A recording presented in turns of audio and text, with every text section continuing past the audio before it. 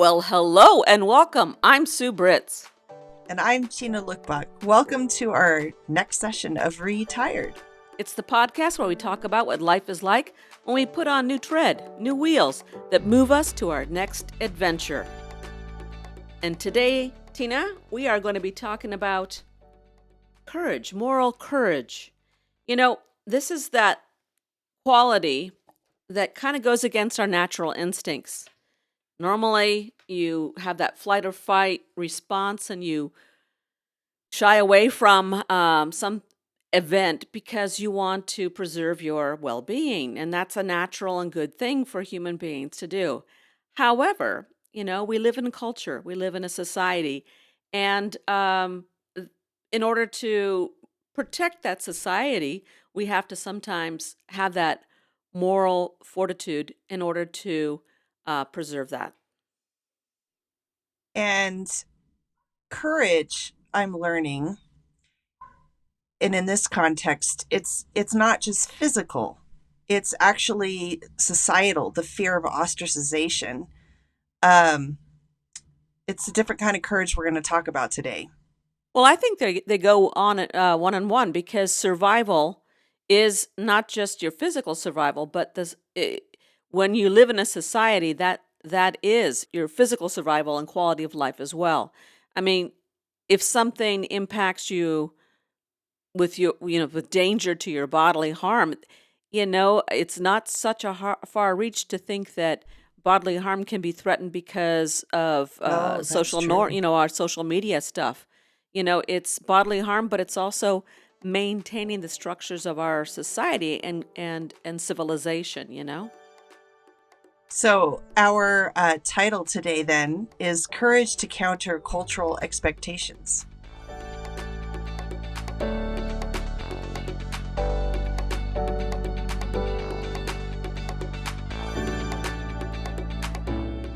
So how this all came up, our topic, was my daughter sent me a little trailer for a documentary by John Robbins, who is the son of the Baskin-Robbins owner and founder and multi-millionaire, if not billionaire. And I was astounded because it's basically him saying to his dad, I do not want your billions. I do not want to be a part of this industry that you're in for a multitude of reasons. And he was 21 when he basically wrote away all of his rights to an inheritance. And I said, Sue, this is kind of amazing. I'm intrigued by it. So did you watch the whole thing? I only watched the trailer. It is not a film that is in regular media. It'd be something you'd have to, yeah. Well, I mistakenly, I was so wanting to watch it that I not only downloaded it on my phone for the 7-day trial and linked it to PayPal. I also then couldn't get it to mirror on my TV, so I ended up pressing it on Prime, which automatically put me in membership as well. So now I'm stuck and I have to cancel twice, and I tried to watch the whole thing. And it was very slow, not quite as intriguing. So I recommend to everyone to watch the trailer for sure and just think about it. But the entire thing was a little bit slow. Well, and that's the thing is that like watching a trailer, talking about an idea, that's what's going to be the powerful, meaty stuff. So good. We're having this conversation then now. I do have to interject though. I'm hearing lots of dog barking in the background. Is that Gigi or? No. Okay. No, it must be from the outside world. Not Gigi at all. Okay. Well, I'm glad. By the way, you haven't sent me that picture of Gigi. We need to put that up on our social media because she's a cutie, and we need to put a face to the name to the barking. Yeah. So just a reminder on that one. It's okay to hear dog barking in the background. I don't mind it, unless it were to go on all night long. Well, you know what? Well, I see that Tina has just closed her window, so we won't hear that outdoor sound so much anymore. But you know what? That brings up we could relate to this topic.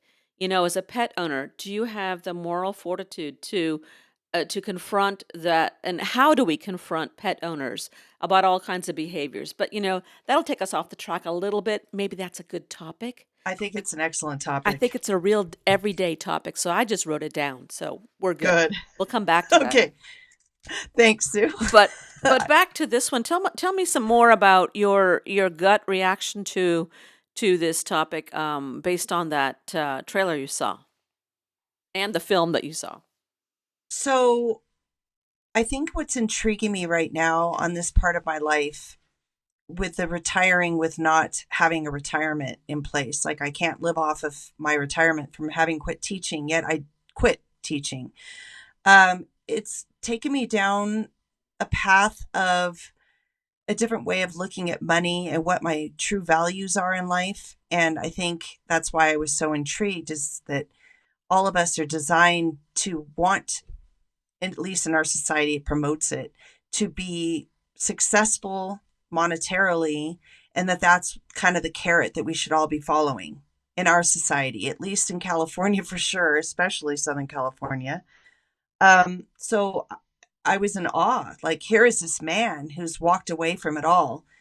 And it also kind of brought into my own world because, as you know, my ex-husband had a whole bunch of rental properties in Orange County, and we were going to be very comfortable. And I walked away, and I realized I too actually walked away from inheriting because it didn't align with my values. And I realized that money isn't the foundation to happiness. And the more I'm studying this and listening to different podcasts and things, money is not the end all. It's important. Don't get me wrong. I'm kind of still terrified about this whole retirement, but at the same time, I'm peaceful. I just believe it will all work out. And I cannot remain married, for instance, to have monetary security. There's more to life than that. I understand. I think, when the big carrot is standing out there, like, oh, here you go. Here's the money and all the promise that money has, like you say, with how culture really values that. It, it's that eternal question is like, is it worth your soul? Is it worth your integrity? Is it worth your life? Yeah, that's a good question. Well, so part of the podcast I've been listening to, and I connected them all, Mel Robbins, Rich Roll, Jay Shetty, and now John Robbins. These are all people that altered their course in life because how they saw the world was not in integrity with who they were. So like Mel Robbins, I think she started off in a lawyer's office. So did Rich Roll. And Rich Roll became an alcoholic, kind of trying to numb all of the feelings of not wanting to really be a lawyer, but wanted to get parental approval. Same with Jay Shetty. He wanted to follow the path until he saw a monk come and speak in his high school. And he too was, in that progress of how we're taught. You go to school, you get a great education, you get married, you have children. And Jay's like, I'm not so sure about this. I think I want to become a monk. I'm intrigued by this. I don't want to follow that path. So these people that I've been listening to, I realize they've all taken a step out of what we're supposed to do. And ironically, here they are making millions of dollars following their integrity. I find that interesting. And looking at, I sent you an article recently about Melinda Gates. When she and Bill Gates divorced, they had an incredible foundation that tried to tackle so many of our society's ills, a lot to do with kids' health and so forth. And then she's now, her organization is now different from his, managed and run differently, and it more aligns with her way of thinking. And there's a lot of power in that. And again, she's following her integrity. And I think maybe that's the biggest thing as we evolve as a culture, as a species, is learning to work outside the clan. So you kind of stepped in on this in order, and Brene Brown talks about it too in her book Belonging. You know, in our primal days or primal years, we had to work as a clan to survive. And we still do because we need people, but our clan opportunities have broadened. You don't have to stick to the clan that lives around you. Now we can go globally and find people that fit. So I think where we have a freedom now that we didn't before is finding people throughout the world that align with our values. And that really wasn't an option before, but I think that is also the beginning of the change of things. So it's not as scary to step out because there will be other people like you. You just have to find them. Yeah, I think there's a lot of irony in that it's both safe and not at the same time. So That's it's true. always very interesting. But basically, you come down to this question of, you know, can you live with yourself if you don't act?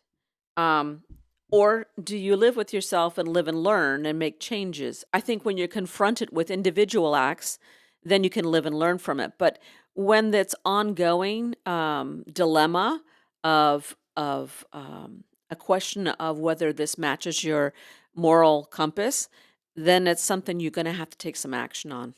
And really, it's not even just a moral. So I'm thinking about my daughter, my youngest daughter right now, kind of really proud of her. She really didn't know what to study. So she just kind of haphazardly picked psychology.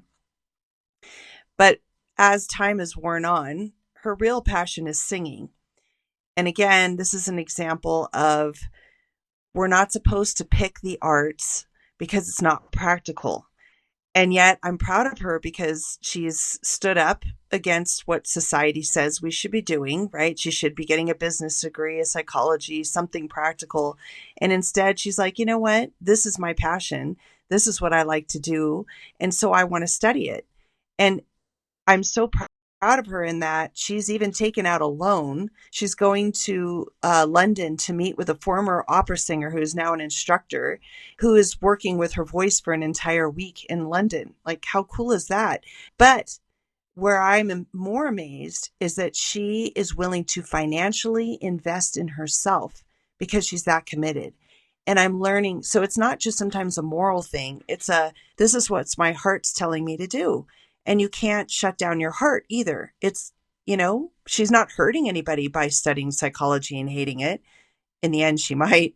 But I think it's a maybe moral is to yourself specifically. And her moral heart says, sing. And I think that took courage to stand up because a lot of people are saying, what?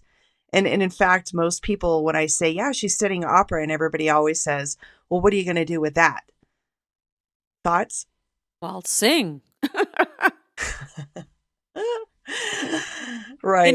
What I found, one of the basic truths about education, about learning, I think I found, is that, you follow your heart's content or you follow society's expectations on you. You take a path and it leads to where it leads. And often it doesn't even lead where you thought it was going to go.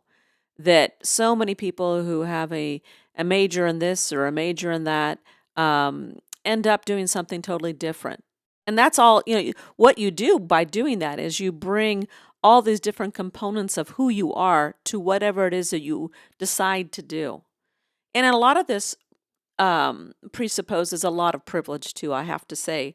I mean, we're talking about that higher True. level, higher education and wonderful experiences. It takes You're right. yeah. I mean, there is a higher duty then, a responsibility to when you're given or you live in a place of privilege to then keep moving forward and then contribute and be a part of society. And I think that's part of what your convictions are too. And I want to point out something that I've learned as well. So yes, there is so much privilege, but I am learning some of our biggest inventors, some of our biggest billionaires did not even finish education. And I'm not talking about nowadays. I'm talking Henry Ford. I'm talking about Edison. I am astounded. And I think, and I've always felt this, that if you have the drive and the passion, you'll make it happen. And I think it's not always the privileged that get to steer the course. It's just finding the thing that ticks the greatest in you.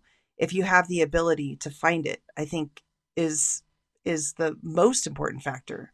Well, I agree, but definitely privilege is part of it. I mean, being a white male, like Mm, that's you start off with some privilege, and we forget this sometimes. you're right. I'm not taking anything away from anybody, but when your starting point is a higher starting point, I think well, you've got to follow your passion, follow your dreams, and take it somewhere because at some point you will the path may deviate and you may end up going somewhere and doing something different.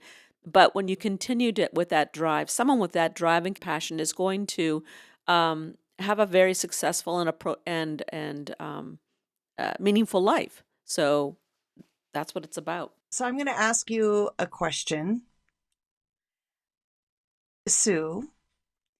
Um, we don't lose who we were when we were young. And what was it again that you studied and did not do for multiple decades? Television, radio production, and Spanish. And where are we now? We're doing a podcast. Which requires A lot of passion and and media time. and social, and you've had the training. And so what I'm saying is, I think part of, I don't know, the human experience is sometimes, like you said, we go off in different paths and end up in places we didn't expect. But I do feel that we come back to what we always should have done.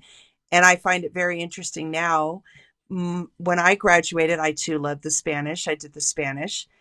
My plan was never to become, as we both talked about, a teacher. I was going to work abroad.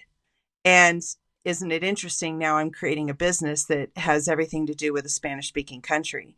So I'm realizing we get derailed and then we end up coming back to really what is it that we always wanted to do? And we're both sitting here doing things we've always wanted to do. But it took decades to get there.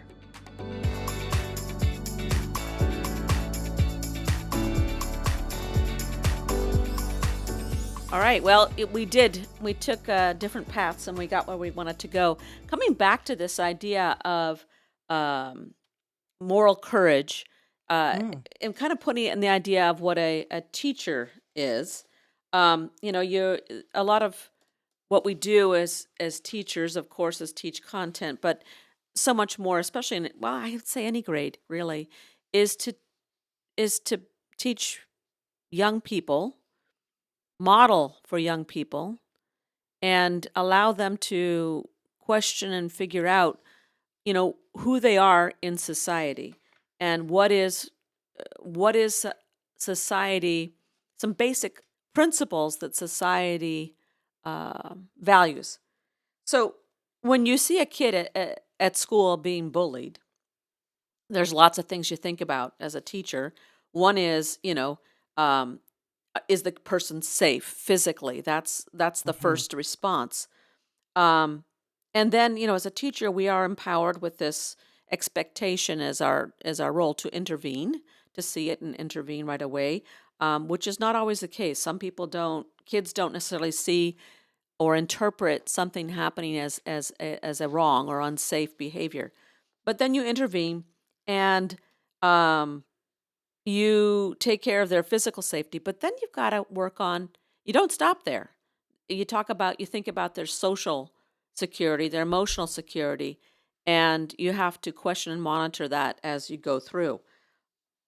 When you take that out into society, doing it as part of your job with kids to help form them, that's one thing. But when you step out of that job and you go out into the world, I think you and I as teachers, we've done this. I think many teachers will relate to this, that you go out into the world and you see things happening and you want to speak up, and you do.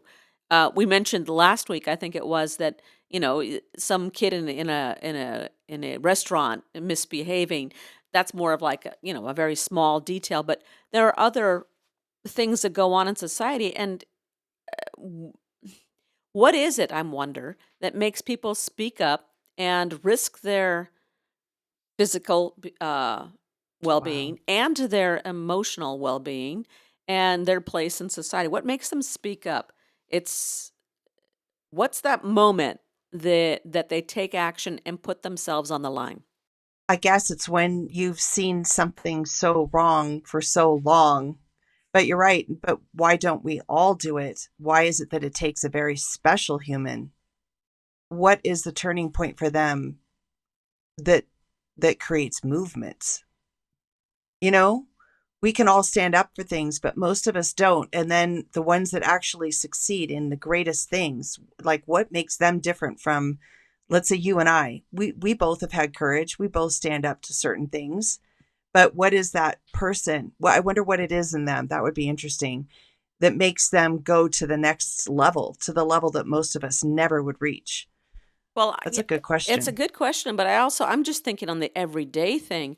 I mean, there's so much going on, and when you don't call out bad behavior, um, then I think you're condoning it. I think one of the components is believing that by intervening, you can make a difference. If you don't think that that's going to work, then you probably aren't going to intervene. That could be a component for sure. Um, there's another part though.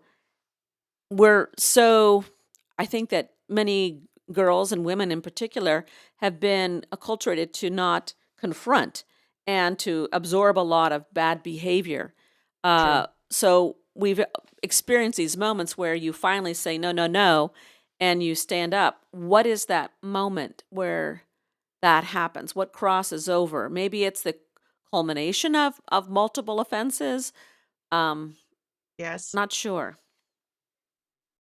I think it's when the pain has become stronger than if you leave it alone. Like the pain just gets so strong that you can't let it alone anymore. That's when it changes.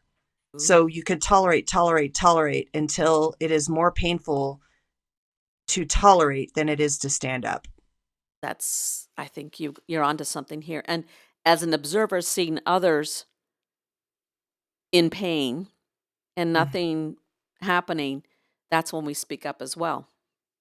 You know, it's interesting. This last teaching stint at my old high school, there was a student who had been bullied since elementary school, and he told me about it. And I think that was one of the things that I became a teacher for, to stand up for those that have been bullied. And there was an incident in the class that was just unbearable. And I finally kept pushing it, and I wouldn't let it go because I thought, how many years is this kid going to have? He has 4 more years, he was a freshman, to endure bullying from this particular child who never, ever got reprimanded enough to make a change. Is that sad? But finally, because I wouldn't let it go, I really felt like a pit bull on this one.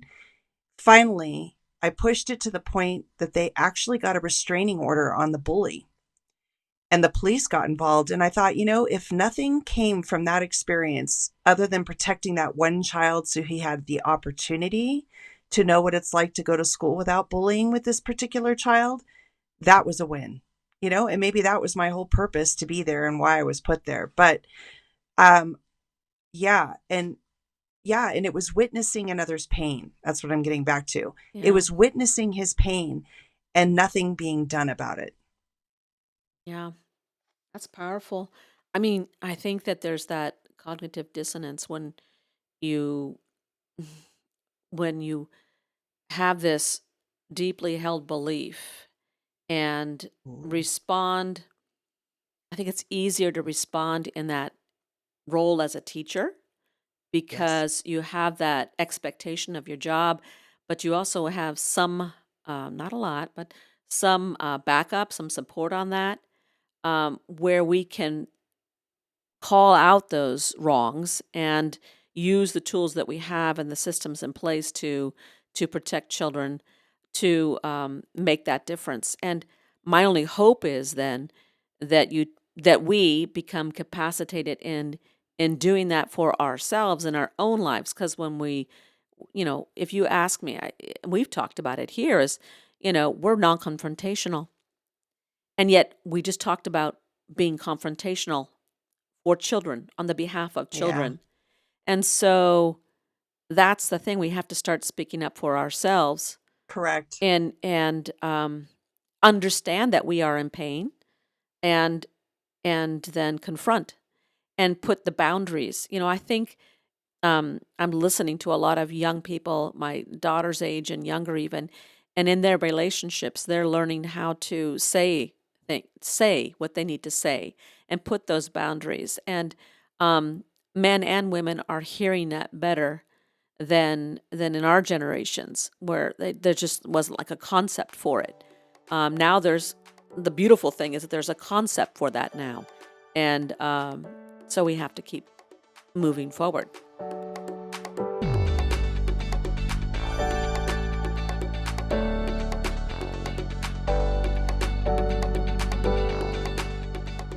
Okay, so there was a quote in that movie called Love Over Money. That was the John Robbins, putting in a plug on Gaia. Quote, "It is no measure of sanity to be well adjusted to an insane society." That moved me so much. I actually took pictures of the closed captioning so I could talk to you about it today. How do you feel about our society at large? Would you call it rather insane? Yeah, pretty much. I mean, and we participate in it willingly and complain along the way, and take all its advantages along the way. We are active participants in that. Yes, and yes. And I really believe that what we are doing to the planet is so insane. I think that we are so dissociated in how we are destroying it so quickly. I don't believe there's much time left. And yet that what he was saying is we're all kind of dutifully pretending that it's not happening, which is insanity. And so that quote really struck with me. And I think the desire for money, and that is our ultimate goal, at least in America, a capitalist view. And I'm not saying it's wrong.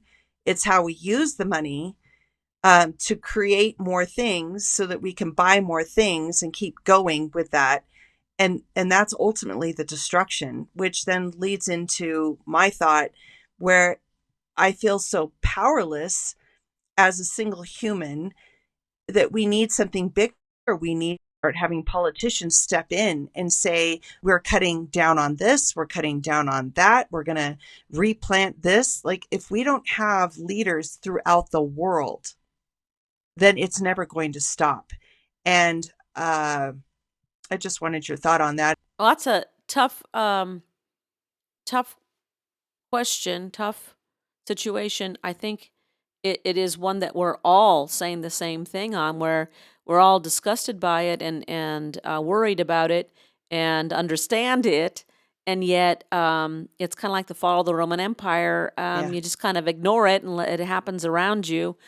The consequence here, though, is that it's not just about ourselves. It's about the actual planet and all of life that lives on it.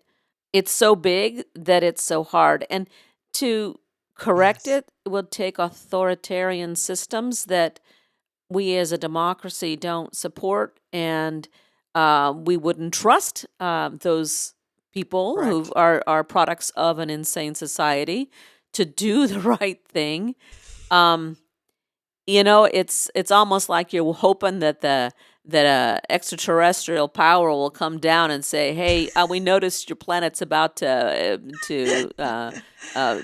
be destroyed implode, and we'd like to help you out, and here's how we're going to do it." Well, I'd never thought about an outside from the planet source, but I'm now going to hope that there is something like that out there. Well, it's a fake hope, just like the fake well, hope. Well, of course it's fake, but I'll take it. Well, and it's like a fake hope that we're actually, as human beings, going to actually do something to try to save not only ourselves, but the entire planet. I mean, I feel very hopeless as well. Yeah. Such a happy note we're ending on. Well, actually, let's not leave on a negative note. We'll pick up with the second episode where we'll talk about the courage to counter cultural expectations and moral courage in a bonus episode for Monday.